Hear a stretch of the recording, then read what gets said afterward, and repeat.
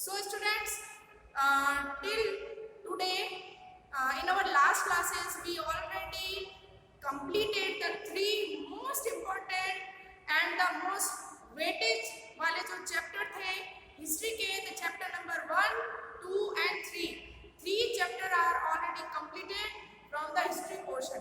And today we are going to start our new topic, new subject, geography, and the first chapter of your geography portion, the water resources, we are going to discuss. So students, keep in mind that from today we are going to discuss the geography and the almost three chapters we will complete it in our next classes.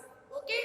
So students, आप सभी को पता है कि आज हम लोग जो है ज्योग्राफी में एंटर कर चुके हैं और आज नया चैप्टर स्टार्ट कर रहे हैं. तो पहला जो फर्स्ट आपका चैप्टर है which is named as the water resources, and in already in your last classes you came to know about the many problems related to the water, conservation of the water, scarcity of the fresh water which was held in the whole world or a whole nations. So it is very important that almost we all know that the water is life. We also discuss the many problems related to the water scarcity at present. पूरी दुनिया के अंदर बच्चों हम लोग देख रहे हैं कि धीरे धीरे वाटर की, फ्रेश वाटर की जो स्कैरसिटी है, जो कमी है, पूरी दुनिया में हम लोगों को, इंसान को फेस करनी पड़ रही है. और इसी के साथ में you already came know that what is the percentage on the what is the condition of the water on the अर्थ, है ना. इसी के साथ में कहने का मतलब है बच्चों, आप लोग साइंस के अंदर, एसएसटी की ज्योग्राफी के अंदर अपनी लास्ट क्लास में पढ़ चुके हैं कि हमारी अर्थ पर जो वाटर बॉडीज है वो अर्थ का कम से कम 70% है, ठीक है ना. और ओनली 30% पर ही हमको लैंडस्केप्स देखने को मिलते हैं. मतलब आप लोगों ने ये देखा है कि धरती के ऊपर, हमारी अर्थ के ऊपर वाटर बॉडीज ज्यादा है और लैंड फॉर्म्स कम है. तो कहने का मतलब है कॉन्टिनेंट्स और जो ओशंस का जो डिवीजन देखते हैं बच्चों हम लोग, जिसमें हमने ये देखा है कि 7 कॉन्टिनेंट्स एंड 5 ओशंस जो है, ये 5 ओशन पूरी अर्थ के 70% पार्ट को कवर करते हैं. तो जरा बच्चों आप ही सोचिए कि अर्थ पर 70% वाटर है और ओनली रहने के लिए जो लैंड है, जमीन है, वो ओनली 30% है. तो अपने आप में आप समझ आए कि अर्थ पर जो वाटर है उसकी अबंडेंसली मिलती है. अब हम आते हैं द वाटर मैनेजमेंट, जो हमारा चैप्टर है. आप लोग देख रहे हैं वाटर रिसोर्स, वाटर मैनेजमेंट हम कह सकते हैं. अब यहाँ पर आज का जो चैप्टर है बच्चों, उसमें सबसे पहला जो आपका टॉपिक है ये वाटर रिसोर्स, वाटर मैनेजमेंट से ही रिलेटेड है, क्योंकि आगे आप लोग जानेंगे और अपनी लास्ट क्लास में भी आप लोग डिस्कस कर चुके हैं कि किस तरह से जैसे जैसे बच्चों आप लोग देख रहे हैं कि ह्यूमन नीड्स बढ़ती जा रही है, हम लोगों की ज़रूरतें बढ़ रही है. जैसे आप लोग देखिए पॉपुलेशन ग्रो होगा तो पॉपुलेशन की नीड भी इंक्रीज होगी और उस नीड को पूरा करने के लिए वाटर की ज़रूरत भी बढ़ेगी.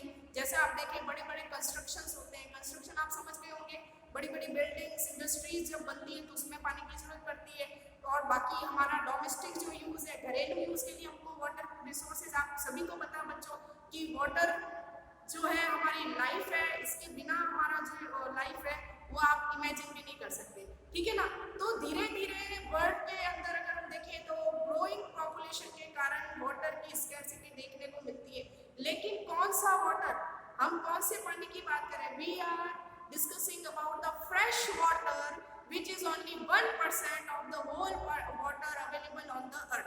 हम लोग उस पानी की बात कर रहे हैं जिसे हम फ्रेश वाटर कहते हैं, which is usable for the human beings.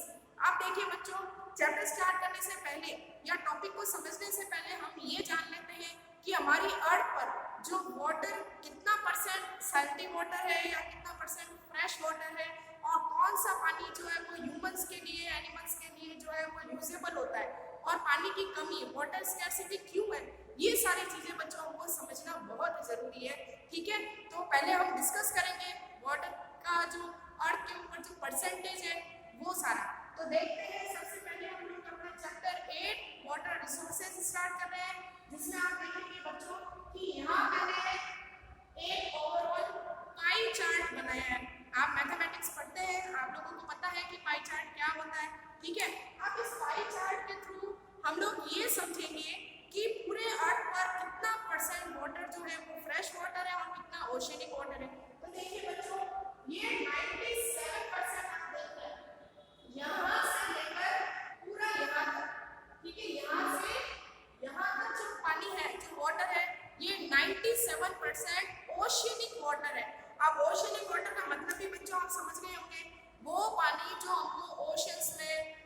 कहीं सीज के अंदर, बेस के अंदर मिलता है। टोटल मिलाकर समुद्र का जो समुद्री पानी है वो है, ठीक है। अब आपको ये भी पता है बच्चों की ये जो ओशियनिक वाटर होता है ये इसमें सॉल्टनेस ज़्यादा होती है और बहुत ज़्यादा मिनरल्स होते हैं, so it is not for suitable for the human beings. तो इंसान के लिए ये पानी जो है सुरक्षित नहीं है, कहने का मतलब हमारे लिए यूजेबल वाटर नहीं है। तो ये अनयूज या सॉल्टी वाटर कितना है अर्थ पर 97%। ये बन गया बच्चों आपका पहला क्वेश्चन, ठीक है। ओवरऑल अर्थ पर ओशियनिक वाटर कितने परसेंटेज में है ये क्वेश्चन पूछा जा सकता है, या ये पूछेंगे कि सॉल्टी वाटर अर्थ पर कितना है, तो 97%। अब हम बच्चों आते हैं आगे, हम लोग देखेंगे कि बाकी जो ये वाटर है फ्रेश वाटर ये टोटल मिला के है 3%। फ्रेश वाटर कितना है 3% बचा, ठीक है। अब ये जो फ्रेश वाटर है ये भी अलग अलग पार्ट में डिवाइड है। अब ये जो 3% वाटर है इसका सब डिवीजन अगर हम देखें बच्चों तो देखिए 79% आइस कैप्स, मतलब पूरी अर्थ पर जितना भी फ्रेश वाटर है उसमें से अकेले 79% वाटर तो आपको सिर्फ बड़े बड़े आइसबर्ग्स या जो ग्लेशियर्स हैं, आप देखिए नॉर्थ पोल साउथ पोल पर जो एंटार्क्टिक और आर्कटिक ओशियंस है जहाँ पर हमको बड़े बड़े हिमालय के जितने माउंटेनियस ग्लेशियर मिलेंगे, तो ये सारा तो 79% है। तो ये ग्लेशियरिक वाटर है जिसका यूज अभी तक नहीं हो पाया। फिर आते हैं नंबर 1% सरफेस वाटर, और पूरी अर्थ पर ओनली फ्रेश वाटर का 1% ही सरफेस वाटर है। अब फ्रेश वाटर कौन सा, जो हमारे यूजेबल है, इसमें से ये सारा पानी हमको जो सरफेस में मिलता है। अब सरफेस वाटर का मतलब किससे, रिवर्स, पॉन्ड्स, लेक्स एक्सेट्रा। तो नदियों में, तालाबों में जो पानी है वो सरफेस वाटर है, और सरफेस वाटर पूरी अर्थ पर कितना है, फ्रेश वाटर का 1%। अब बाकी जो बच गया वो पानी, तो देखिए बच्चों 29% ग्राउंड वाटर। पूरी अर्थ का जो भी फ्रेश वाटर है, फ्रेश वाटर कितना है 3%। इस 3% का भी 29% जो फ्रेश वाटर है वो अंडरग्राउंड सरफेस के अंदर हमको मिलता है, जिसको हम ग्राउंड वाटर कहते हैं। जमीन के नीचे जो पानी हमको मिलता है जिसको हम ट्यूबवेल्स के थ्रू यूज करते हैं, है ना, हैंडपंप के थ्रू यूज करते हैं, तो ये वो पानी है। तो अब आप ये तो समझ ही गए होंगे बच्चों कि पूरी अर्थ पर 97% जो वाटर है वो हम लोगों के लिए कह सकते हैं कि सूटेबल नहीं है, या इंसान जो है उसका यूज नहीं कर सकता, क्योंकि इसके अंदर मिनरल्स बहुत ज़्यादा होते हैं, इम्प्योरिटीज बहुत ज़्यादा होती है, इसमें सॉल्टनेस जो है बहुत ज़्यादा पाई जाती है, अबाउट 300 pH से ज़्यादा होती है। तो ये वाटर बहुत ज़्यादा हैवी भी होता है, सूटेबल नहीं है, इसीलिए इंसान के लिए इस 97% वाटर का कोई यूज नहीं है। अब पीछे कितना बचा, 3% वाटर। इस 3% वाटर में से भी ओनली 1% वाटर जो है वो हमें दिखता है। दिखता है का मतलब जैसा हम नदियों में, रिवर्स में देखते हैं, पॉन्ड्स में, लेक्स के अंदर, ये ही 1% वाटर है जो हमारी आंखों के सामने है। बाकी 79% वाटर कहाँ मिलेगा, आइस कैप्स में। बड़े बड़े जो ग्लेशियर्स हैं, नॉर्थ पोल में देखिए, साउथ पोल में देखिए, आप हिमालय के अंदर देख लीजिए, गंगोत्री, यमुनोत्री, ये इतने बड़े बड़े ग्लेशियर हैं कि इनसे पर्नियन रिवर्स निकलती है, जिनको हम गंगा, ब्रह्मपुत्र, इंडस रिवर के नाम से जानते हैं। अब बाकी बच गया 29% वाटर। ये 29% वाटर जो है वो बिलो द अर्थ है, मतलब जमीन के नीचे हमको मिलता है, जिसका यूज हम लोग बच्चों ट्यूबवेल के थ्रू करते हैं।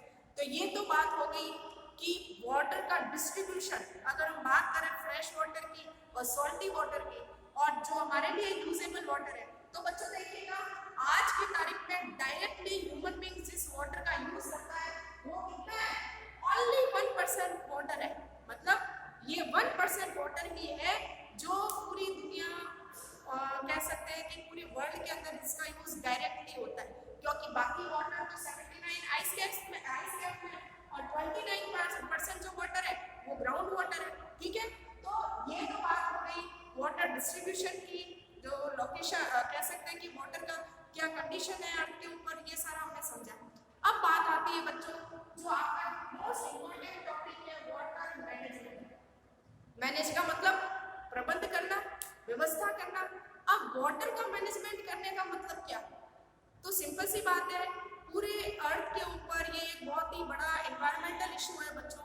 आप सभी को ये चीज बहुत ही अंडरस्टैंडिंग है कि धीरे धीरे पॉपुलेशन बढ़ती जा रही है, ह्यूमन नीड्स बढ़ती जा रही है, इसीलिए फ्रेश वाटर की स्कैर्सिटी पूरी वर्ल्ड के अंदर हमको देखने को मिलती है। मतलब पूरी दुनिया के अंदर फ्रेश वाटर बहुत कम है। अब इस फ्रेश वाटर की कमी क्या जो कारण है वो क्या है? तो सबसे पहली बात तो यही है कि ओवर यूज करना, क्योंकि ह्यूमंस का जो नेचर है वही है कि ज़्यादा से ज़्यादा चीज़ों को पाने की लालच इंसान अपने मन में रखता है, इसीलिए। सेकंड हो गया कि कंस्ट्रक्शन वर्क जो है वो धीरे धीरे अर्थ पर बढ़ता जा रहा है। आप देखिए बड़ी बड़ी बिल्डिंग्स, बड़ी बड़ी इंडस्ट्रीज बनाई जाती है और कंस्ट्रक्शन होगा तो पानी बहुत ज़्यादा चाहिए होता है। तीसरा, growing population, most important reason जिसके कारण हमको वाटर मैनेजमेंट करना पड़ रहा है। पूरे वर्ल्ड के अंदर धीरे धीरे ह्यूमन पॉपुलेशन बढ़ती जा रही है। अब बच्चों, जब पॉपुलेशन बढ़ेगी तो पॉपुलेशन की नीड भी बढ़ेगी, इसीलिए हमको वाटर मैनेजमेंट करना बहुत जरूरी है। तो देखते हैं वाटर मैनेजमेंट के बारे में क्या है। Rain water goes waste to meet the need of the growing population. अब आपको ये तो पता ही है, अभी जस्ट रेनी सीजन गया है, आप लोगों ने देखा है कि जितना भी फ्रेश वाटर, रेनी वाटर अर्थ पर आता है वो सारा गंदे नालों में, सड़कों पर, रोड साइड पर बहकर थोड़े आगे जाकर जमीन के अंदर चला जाता है, या फिर एक ऐसी जगह चला जाता है जहाँ से उस पानी को यूज करना हमारे लिए सूटेबल नहीं होता। तो कहने का मतलब रेन वाटर जो है वो वेस्ट हो जाता है, जिसके कारण पॉपुलेशन की जो नीड है फ्रेश वाटर की वो कंप्लीट नहीं हो पाती। Second thing, it is essential to tackle the famine and drought. और बच्चों, इसी के साथ आपको पता है कि कई बार ऐसा होता है, जैसा आपको पता भी है कि इंडिया के अंदर जो एग्रीकल्चर है वो मानसून बेस्ड है। मतलब जब बारिश या रेनफॉल अच्छी होती है उस साल इंडिया के अंदर एग्रीकल्चर प्रोडक्शन भी बहुत ज़्यादा होता है, और जिस साल रेनफॉल बहुत कम होता है उस साल हमारी कंट्री के अंदर एग्रीकल्चर प्रोडक्शन भी बहुत कम होता है। तो ये फेमाइन और ड्रॉट की जो कंडीशन है, सूखे की, अकाल की कंडीशन से बचने के लिए भी हमको वाटर मैनेजमेंट करना बहुत ज़रूरी है बच्चों। जैसा कि आप देखते हैं कि कई बार जब रेनी सीजन आता है तो इंडिया के अंदर कुछ ऐसी जगह है जहाँ पर बिल्कुल कम, एवरेज से भी लोअर रेनफॉल होता है या फिर बिल्कुल नहीं होता। तो ऐसी कंडीशन में ड्रॉट से बचने के लिए, अकाल से बचने के लिए या वाटर की नीड्स को पूरा करने के लिए हमको वाटर मैनेजमेंट करना जरूरी है। सेकेंड चीज है to solving the major problem of the fresh water, many multipurpose projects launch after independence. Jawaharlal Nehru called these multi-purpose project as the modern temple of India। और ये बन गया बच्चों आपका एक इम्पोर्टेंट क्वेश्चन। अब देखिए, इंडिया का इंडिपेंडेंस 1947, इससे पहले तक आप लोग देखिए बच्चों, वेस्ट बंगाल के अंदर, इंडिया के अंदर अगर हम बात करें तो सबसे ज्यादा फेमाइन और ड्रॉट की कंडीशन बनती थी, क्योंकि यहाँ पर नदियाँ तो ज्यादा हैं, लेकिन इन नदियों में जब बाढ़ आती है तो फ्लड की कंडीशन बन जाती है, और जब रेनी सीजन चला जाता है तो यहाँ पर अकाल की, कह सकते हैं ड्रॉट की कंडीशन बन जाती है।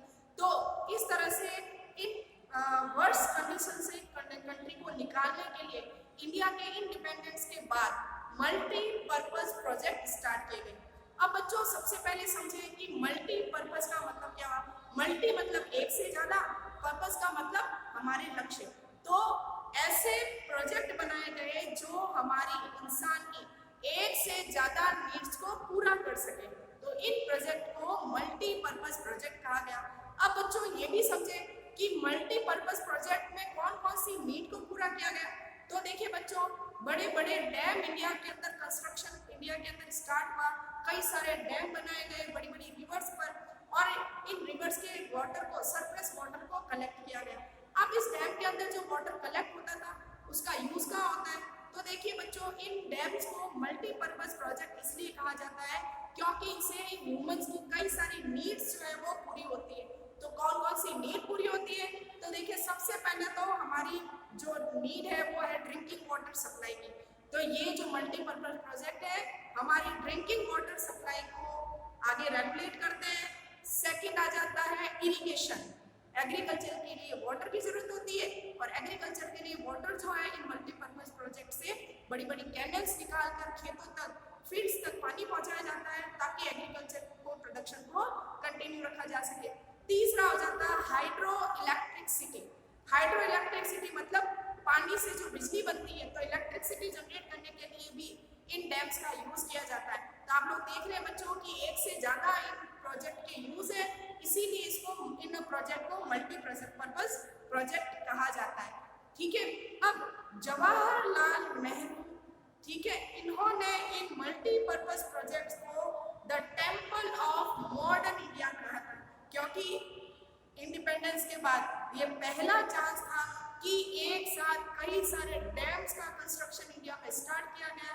ये डैम्स दिखने में बहुत ज्यादा बड़े थे, जिनको देखकर हमारे रोंगटे खड़े हो जाते हैं, और साथ ही सबसे अच्छी बात कि इन डैम से इंडिया की जो पॉपुलेशन है उनकी कई सारी नीड एक साथ पूरी होने वाली है, और इसीलिए जवाहरलाल नेहरू ने इन मल्टीपर्पज प्रोजेक्ट को मॉडर्न टेम्पल ऑफ इंडिया के नाम से पुकारा।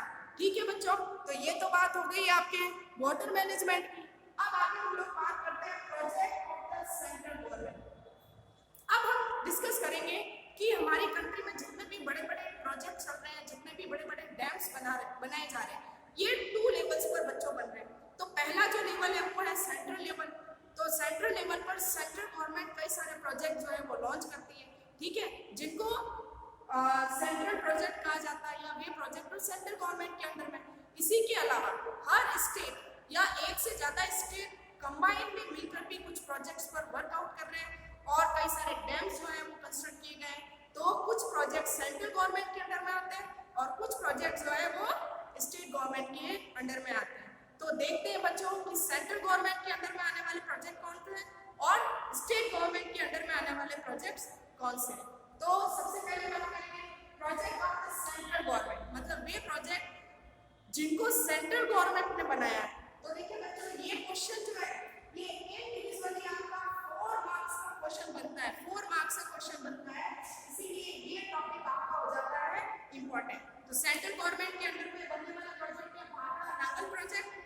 दूसरा जो इंडिया का सबसे लार्जेस्ट बिगेस्ट प्रोजेक्ट है, सेकंड आ जाएगा रिहंद प्रोजेक्ट, थर्ड आ जाएगा दामोदर प्रोजेक्ट, फोर्थ आ जाएगा हीराकुंड प्रोजेक्ट, फिफ्थ आ जाएगा कोसी, और सिक्स्थ आ जाएगा तहरी प्रोजेक्ट, जो इंडिया के अंदर अलग अलग स्टेट के अंदर बनाए गए हैं, जिसकी रिस्पॉन्सिबिलिटी सेंट्रल गवर्नमेंट की है।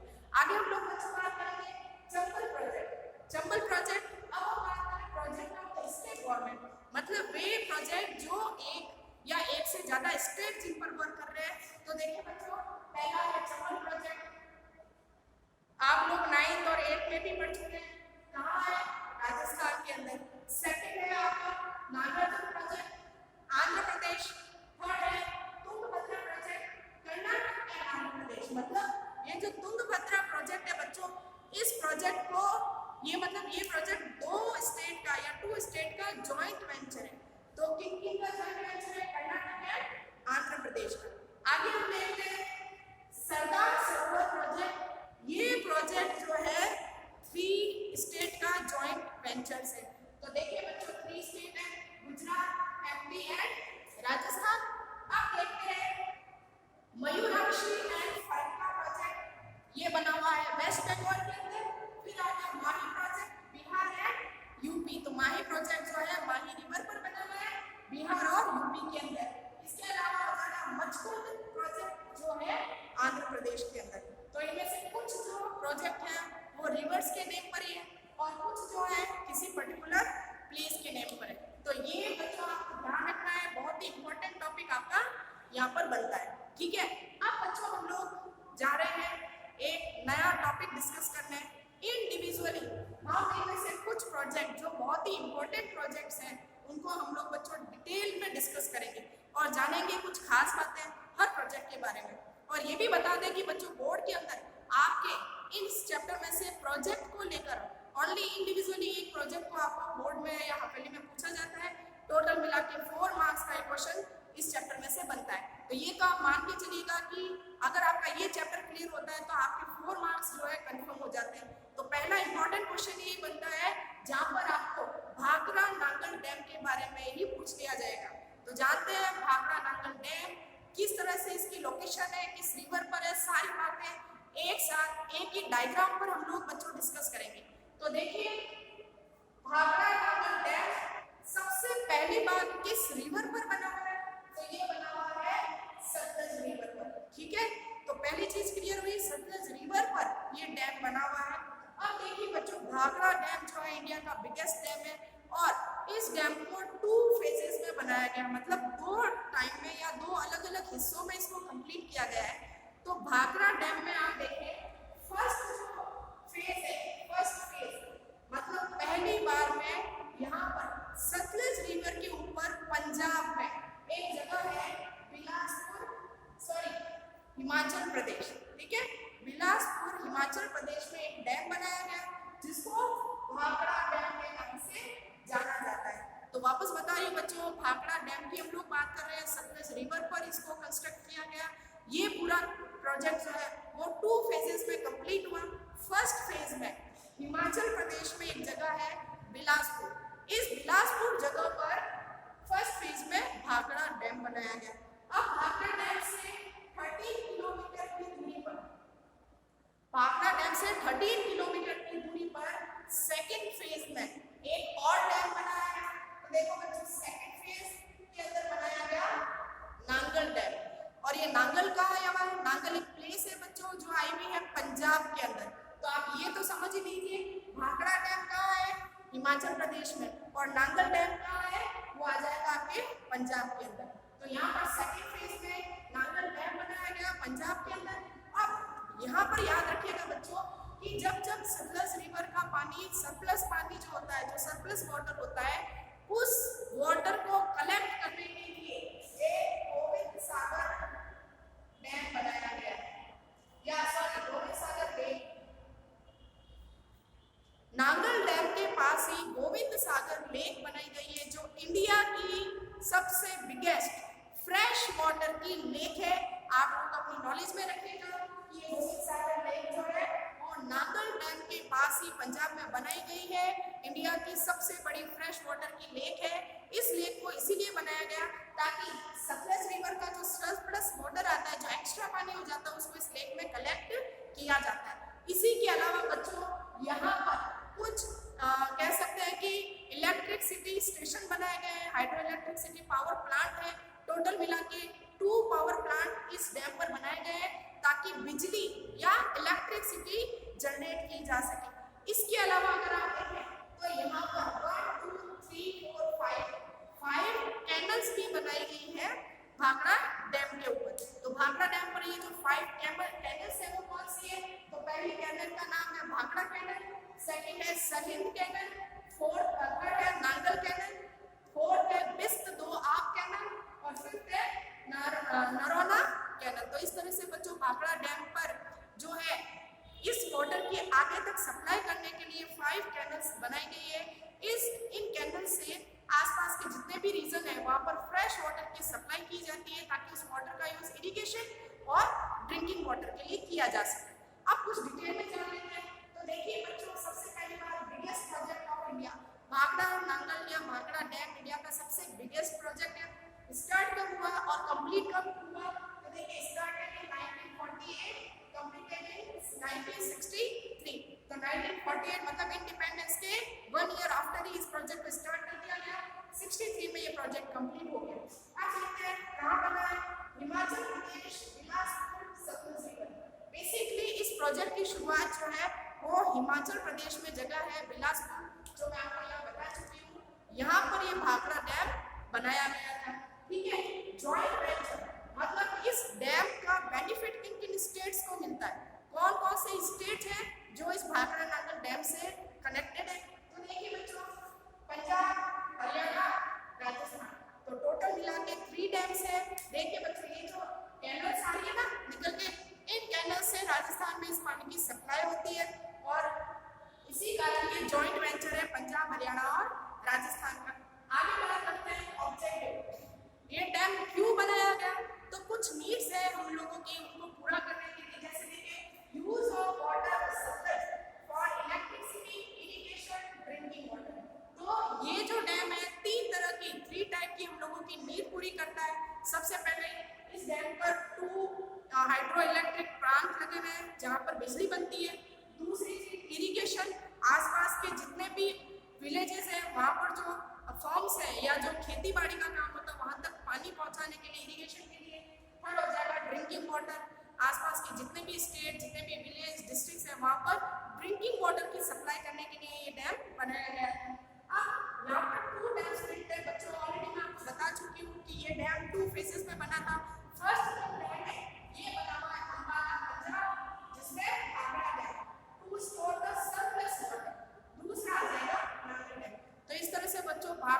नांगल डैम जो है एक्चुअली के अंदर 3 स्टेट का जॉइंट वेंचर है। इसमें 2 फेजेस में ये काम कंप्लीट किया गया। फर्स्ट फेज में जो है वो भाखड़ा डैम बनाया गया, सेकंड फेज के अंदर नांगल डैम बनाया गया, कुछ कैनल्स निकाली गई और हाइड्रो इलेक्ट्रिसिटी प्लांट जो है इस डैम पर बनाए गए ताकि इलेक्ट्रिसिटी का जनरेशन हो सके। और दूसरी चीज है यहाँ पर कई सारी कैनल्स निकाली गई, 5 कैनल्स निकाली गई है जिससे कि आसपास के एरिया में वाटर की सप्लाई की जा सके।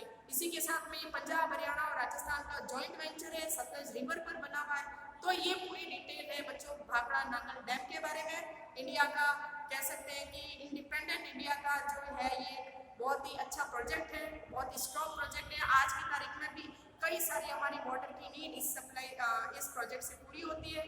तो बच्चों आज की क्लास में हम लोगों ने डैम्स या जो मल्टीपर्पज प्रोजेक्ट है उसमें से हमने भाखड़ा नांगल डैम अपना कंप्लीट किया है। आपको ये सारा काम अपनी नोटबुक में करना है। भाखड़ा नांगल डैम का जो ये मैंने डायग्राम से आपको एक्सप्लेन किया है, सारी डिटेल आपको टॉपिक वाइज लिखनी है।